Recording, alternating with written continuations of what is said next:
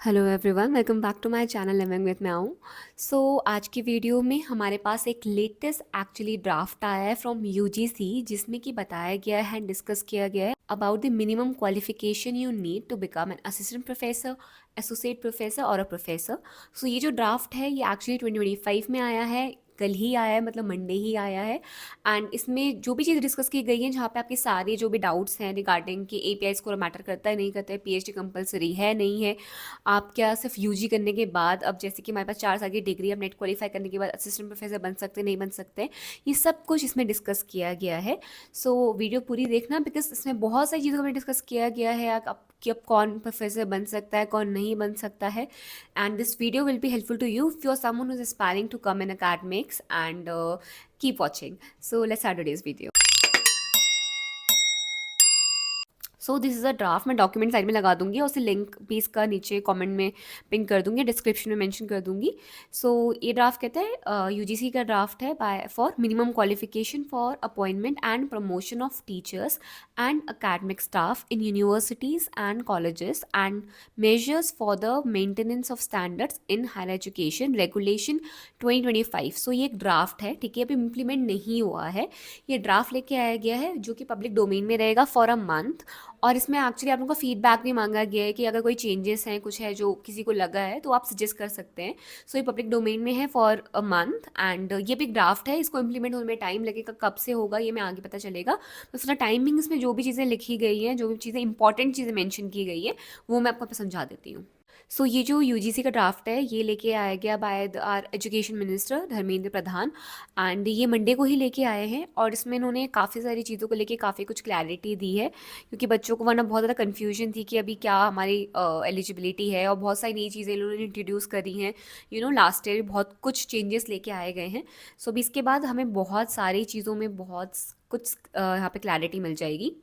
सो आप जैसे कि डॉक्यूमेंट में देख सकते हैं, जनरल कंडीशन है ऑफ रिक्रूटमेंट एंड प्रमोशन। तो आपका रिक्रूटमेंट कैसे होगा और फिर आपका प्रमोशन कैसे होगा, ये मतलब डॉक्यूमेंट में समझाया गया है।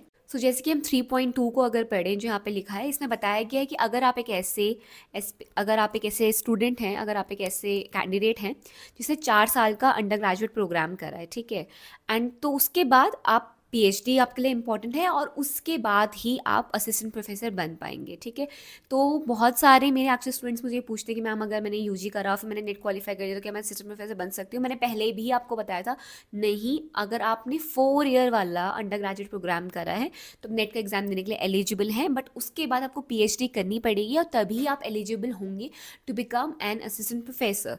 सो ये इस पॉइंट पे यहाँ पे क्लियर कर दिया गया है, and I hope it is now clear कि क्या आप बन सकते नहीं बन सकते हैं until और unless you complete your PhD, ठीक है। तो ये उनके लिए है जिन्होंने सिर्फ अंडर ग्रेजुएशन करा है, ठीक है।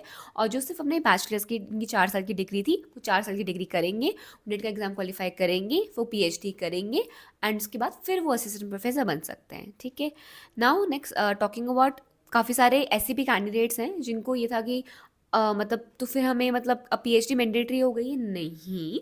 अगर आप एक ऐसे एस्पिरेंट हैं जिसने मास्टर्स करा है, ठीक है, और मास्टर्स के बाद आप ने नेट क्वालिफाई करा, तो आप एलिजिबल हैं असिस्टेंट प्रोफेसर बनने के लिए। दो अल्टीमेटली येस मैं आपको बताऊंगी, क्योंकि यहाँ पे इंपॉर्टेंस दी गई है पीएचडी को, तो येस पीएचडी करनी पड़ेगी। But yes, just like me, I did my masters and then I started giving interview. उसके बाद जस्ट मैंने नेट क्वालिफाई था तो मैं असिस्टेंट प्रोफेसर बन गई। तो just like me you can also become an assistant professor. Now इसमें एक और पॉइंट है जो कि है 3.3, जिसमें कि बोला गया है, इफ द डिसिप्लिन और subject chosen in the 4 year undergraduate program or postgraduate program is different from the chosen discipline subject in net set, the discipline in which a candidate qualified net set shall be considered eligible for appointment as assistant professor in the discipline or the subject। so आपका UG में जो भी subject हो या PG में कोई भी subject हो, ठीक है, आपको एक्चुअली आप जिस भी सब्जेक्ट से आप नेट क्वालिफाई कर रहे हैं, ठीक है, तो वो उसी के बेसिस पे, उसी सब्जेक्ट के आप असिस्टेंट प्रोफेसर बनेंगे। Now same goes for under graduate वाले, अगर आप हैं तो आप जिस भी सब्जेक्ट में ना पीएचडी करने वाले हैं, आप उसी सब्जेक्ट के असिस्टेंट प्रोफेसर बनेंगे। सो यूजी में कुछ भी कर रहे हो, पीजी में कुछ भी कर रहे हो, जो पीएचडी में करने वाले हो, एक तो उसके बेसिस पे, और जिस पे आप नेट क्वालिफाई करने वाले हो उसके बेसिस पे आप असिस्टेंट प्रोफेसर बनोगे। सो नो मैटर यूजी में आपके पास साइंस थी, फिर पीजी में इंग्लिश कर ली, बट अगर आपने नेट क्वालिफाई इंग्लिश से करा है, फिर अगर आप पीएचडी भी आगे इंग्लिश में कर रहे हैं, तो आप बनेंगे प्रोफेसर इंग्लिश के। तो यूजी का एक्चुअली में फ़र्क नहीं पड़ता है। इवन आप यहाँ पे ये भी बोला गया है कि आप पीएचडी भी किसी और डिग्री में कर सकते हैं, क्योंकि जो 4 ईयर वाले हैं असल में उनके पास उनको इतनी लिबर्टी दी गई है कि वो अपने किसी भी जिस भी सब्जेक्ट में उनको इंटरेस्ट है, ठीक है, क्योंकि उनको एनईपी के अकॉर्डिंग ये जो भी सारा कोर्स और करिकुलम है वो बनाना है interdisciplinary. So to make such courses interdisciplinary, इनको एक्चुअली इसमें ये चीज़ें इंट्रोड्यूस करवानी थी ताकि ये बहुत ज़्यादा लोगों के लिए एक्चुअली फ्लेक्सिबिलिटी रखे टू चूज अ सब्जेक्ट। तो now you can choose a subject of your choice, you can do PhD, और जिस भी सब्जेक्ट में आप पीएचडी करेंगे आप उसके प्रोफेसर बनेंगे, आप उसके असिस्टेंट प्रोफेसर बनेंगे, ठीक है। सो नाउ आई होप कि आप लोगों को असिस्टेंट प्रोफेसर बनने की एलिजिबिलिटी क्लियर हो गई होगी कि अगर आपने अंडर ग्रेजुएशन करा है, फिर आप 4 साल के अंडर ग्रेजुएशन के बाद नेट का एग्जाम देते हैं तो वो पीएचडी करनी पड़ेगी, उसके बाद आप एलिजिबल होंगे। बट अगर आपने पोस्ट ग्रेजुएशन करा है तो आप नेट क्वालिफाई करेंगे और उसके बाद आप एलिजिबल हैं to become an assistant professor. Now you can become an assistant professor, but to become an associate professor और अ प्रोफेसर एलिजिबिलिटी डिफर्स। तो ये आपको देखना होगा। यहाँ पे आगे बात की गई है कि 5% रिलैक्सेशन दिया जाएगा, वो किन किन को दिया जाएगा वहाँ पे देख सकते हैं, ठीक है। यहाँ पे अलग अलग कैटेगरीज की बात की गई है, या जिनका पोस्ट डिग्री या कोई भी डिग्री 1991 से थी उनको भी रिलैक्सेशन मिलेगा, वो सब हमें बताया गया है। सो यहाँ पे अगर आप देखते हैं 4.0 वाला जो डायरेक्ट रिक्रूटमेंट है उसमें लिखा हुआ है, 4.1 वाला आप जो पढ़ेंगे उसमें यही चीज़ क्लियर की गई है कि अगर यूजी डिग्री है विथ 75%, ठीक है, तो आपकी यूजी में होना चाहिए 75% मार्क्स आपके पास होने चाहिए, और पीजी के लिए 55%। तो ये क्लियर रखना, जो भी यूजी के बाद एक्सपायर कर रहा है टू डू पीएचडी उसके पास 75% मिनिमम होना चाहिए। और इवन आपको अटेम्प्ट भी अगर नेट का एग्जाम में अटेम्प्ट करना है तो आपको 75% चाहिए। और अगर आपको नेट का एग्जाम अटेम्प्ट करना है और आपके पास मास्टर्स है, अगर मैं पोस्ट ग्रेजुएशन कर रहा है तो आपको 55% चाहिए तो बिकम एन असिस्टेंट प्रोफेसर, और अगर आपको नेट का एग्जाम भी अटेम्प्ट करना है तो भी। तो ये चीज़ क्लियर कर लेना। सेम आप पीजी लेवल पे भी पढ़ सकते हैं यहाँ पे, और यहाँ पे मतलब ये सारी चीज़ें यहाँ पे डिस्क्राइब कर दी गई है। एंड आई होप आपको असिस्टेंट प्रोफेसर के लिए क्लैरिटी आ गई होगी कि क्या चाहिए क्या नहीं चाहिए, और यहाँ पे सब्जेक्ट्स मेंशन करे गए हैं कि क्या क्या चाहिए। और आगे नाउ नेक्स्ट थिंग, अगर एसोसिएट प्रोफेसर बनना है, ठीक है, तो एसोसिएट प्रोफेसर के लिए आपके पास एक यूजी डिग्री विद 75% मार्क्स और a PG degree with at least 55% marks and a PhD degree. So yes, as I always say, promotion के लिए तो पीएचडी चाहिए ही, और अगर आपको इसी फील्ड में करियर आगे बनाना है, इसी में आपको यहीं पे स्टेबल रहना है, आगे इसी में थ्राइव करना है, तो आपको पीएचडी करनी पड़ेगी। करना चाहते हो नहीं करना चाहते हो, बट आगे के लिए आपको उसकी ज़रूरत पड़ेगी। सो मेक श्योर कि पीएचडी में इनरोल हो। और यहाँ पे भी मेंशन कर दिया गया है कि एसोसिएट प्रोफेसर के लिए जो कि अकेडमिक लेवल है ऑफ 13A, ठीक है। इन्होंने क्या किया गया था, जो प्रोफेसर के एक्चुअली लेवल है ना वो अलग अलग मतलब सेग्रीगेट कर रखे हैं। सो असिस्टेंट प्रोफेसर के अलग अलग लेवल्स हैं, एसोसिएट प्रोफेसर के अलग अलग लेवल्स हैं, और फिर प्रोफेसर बनने के लिए अलग अलग लेवल्स हैं। सो जो एसोसिएट प्रोफेसर है उसके लिए आपको पीएचडी डिग्री चाहिए होगी। उसके बाद नीचे मिनिमम ऑफ 8 ईयर्स टीचिंग और रिसर्च एक्सपीरियंस इन यूनिवर्सिटी और कॉलेज, 8 ईयर्स टीचिंग के चाहिए। तो आप 8 साल किसी भी कॉलेज यूनिवर्सिटी में पढ़ाएं, उसके बाद पीएचडी डिग्री होनी चाहिए। और अगर आप यूजी वाले हैं तो 75% चाहिए, एंड अगर आप पीजी वाले हैं तो मिनिमम 55% चाहिए। तो ये हो गया आपका एसोसिएट प्रोफेसर बनने के लिए। और मिनिमम ऑफ 8 रिसर्च पब्लिकेशन भी चाहिए, 8 रिसर्च पब्लिकेशन चाहिए, एंड पीयर रिव्यूड होनी चाहिए। ऐसा नहीं कि आप नहीं बस खुद ही से ऐसे कुछ पब्लिश करवा दी, कुछ नाम नहीं, पीयर रिव्यूड जर्नल्स में ही यहाँ पे काउंट होगा, पीयर रिव्यू पब्लिकेशन ही यहाँ पे काउंट होंगे, और कुछ भी काउंट नहीं होगा। So if you are someone who is doing research, तो आप ध्यान रखना कि पीयर रिव्यूड जर्नल और पब्लिकेशंस में ही आप अपने सारे पेपर्स पब्लिश करवाएं, because this is very important. आगे जाके अदरवाइज आपको दिक्कत होगी। अब हमें प्रोफेसर की बात की गई तो प्रोफेसर में भी आपका सेम है, यूजी में 75%, पीजी अगर करा है तो 55%, एंड अ पीएचडी डिग्री उसमें चाहिए होती है। और minimum of 10 years of teaching, like 8 years चाहिए फॉर एसोसिएट प्रोफेसर। तो प्रोफेसर बनने के लिए हमें चाहिए 10 years of teaching. 10 years of teaching आप यहाँ पे ये देख सकते हैं, और यहाँ पे 10 रिसर्च पब्लिकेशन चाहिए। बाकी सारा यहाँ पे बता दिया गया है, और इस एक्चुअली डॉक्यूमेंट में और भी कुछ मेंशन कर रखा है, या पढ़ेंगे पूरा तो आपको समझ में आ जाएगा। दो हमारे लिए जो मुझे लगा ये इंपॉर्टेंट था, असिस्टेंट लाइब्रेरियन की बात की गई है, और आप क्या क्या चीज़ें कर सकते हैं। बाकी फिजिकल एजुकेशन वालों के लिए अलग है, स्पोर्ट्स वालों के लिए अलग है, उनका क्या क्या क्राइटेरिया होगा, प्रमोशन कैसे मिलेगा, हर एक चीज़ यहाँ पे समझा दी गई है। बिकॉज फॉर सच सब्जेक्ट जो फिजिकल फिटनेस से रिलेटेड होते हैं, जो स्पोर्ट्स से रिलेटेड होते हैं, उनके लिए क्राइटेरिया अलग रखा गया है, विच इज़ समथिंग वेरी गुड। तो ये यहाँ पे बता दिया गया है।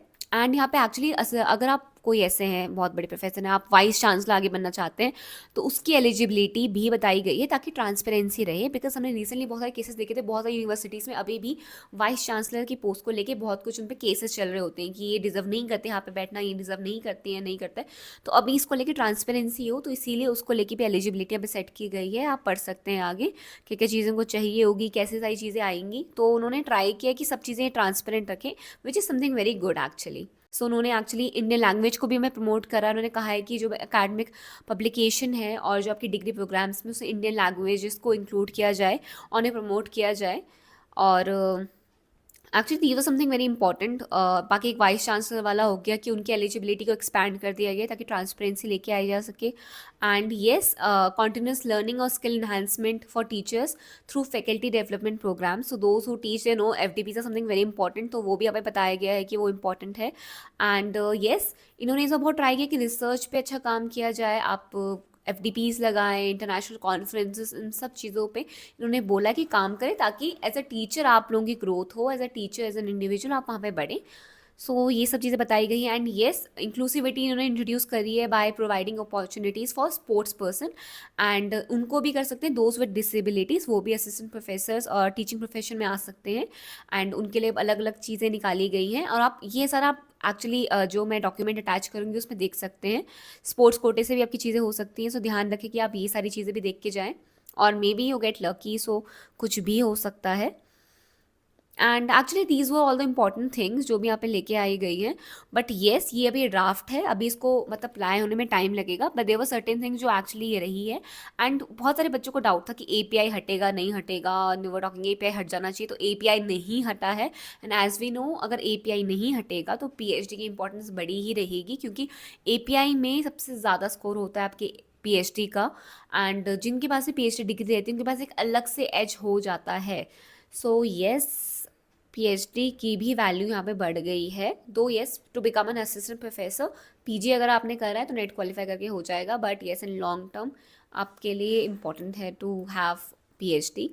सो ये आपको ध्यान रखना होगा। And if is something else you want ask, और आपको कुछ भी कुछ समझ नहीं आया डॉक्यूमेंट में, so to please do let me know, मैं वहाँ पे शेयर कर दूंगी। एंड या I guess yeah, that's for today's video, and I really hope this was helpful. This is just a quick video because ये कल ही एक डॉक्यूमेंट आया था, and I thought of sharing this with you because बहुत से बच्चों को doubt रहता है कि क्या करना है क्या नहीं करना है। API इंपॉर्टेंट है, PhD भी इंपॉर्टेंट है, नेट इंपॉर्टेंट है। नेट की भी कोई बच्चे कहते हैं नेट अब नहीं रहेगा, नेट हटा देंगे, no no no, nothing like that. NET भी क्वालिफाई करना पड़ेगा, PhD भी आगे कर लो for promotion, and API is still valid. And UG करने के बाद PhD करो, फिर आप असिस्टेंट प्रोफेसर बन सकते हो, या फिर फिर PG करने के बाद नेट क्वालिफाई करो और फिर भी आप असिस्टेंट प्रोफेसर बन सकते हो। So I hope this is clear now, and yeah that's it for today's video, and I really hope that this was helpful. So I will see in my next video, till then, bye bye.